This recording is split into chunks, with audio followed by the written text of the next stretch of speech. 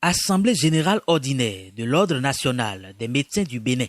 Les membres venus des différents départements du pays se sont réunis ici dans la salle colline de l'Infosec de Cotonou. Objectif, réfléchir sur le fonctionnement du Creuset, faire le bilan des actions menées par le bureau et surtout faire des propositions concrètes pouvant assurer de bonnes conditions de vie et de travail aux médecins béninois.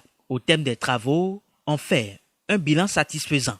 Nous avons atteint nos objectifs, c'est-à-dire que nous avons pu faire dans la matinée la présentation des résultats des différents rapports de l'an 2 de notre mandat qui ont été approuvés avec quelques aménagements.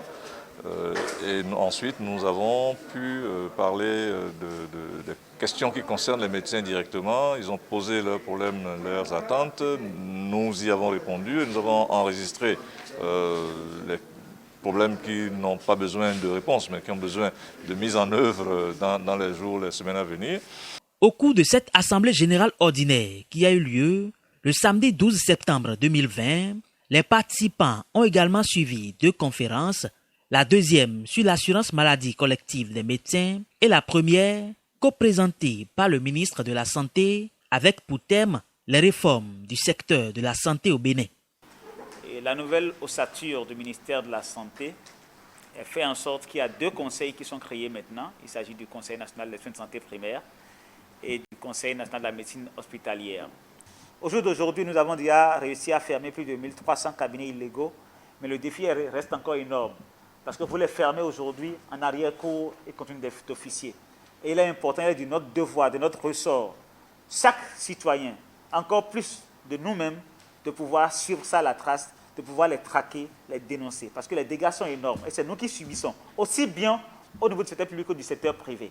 L'ARS travaillera à ce que l'ordre des médecins soit encore plus fort et encore plus compétent dans le domaine qui est le sien, à savoir la déontologie et l'éthique professionnelle.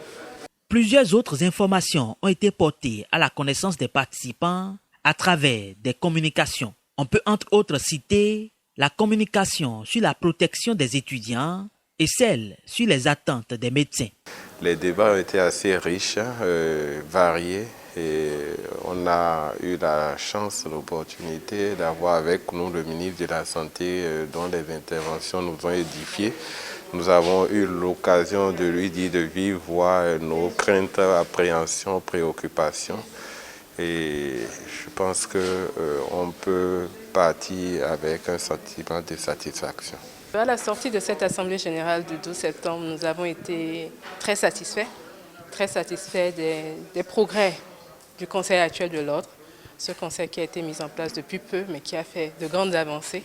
Je suis très satisfait.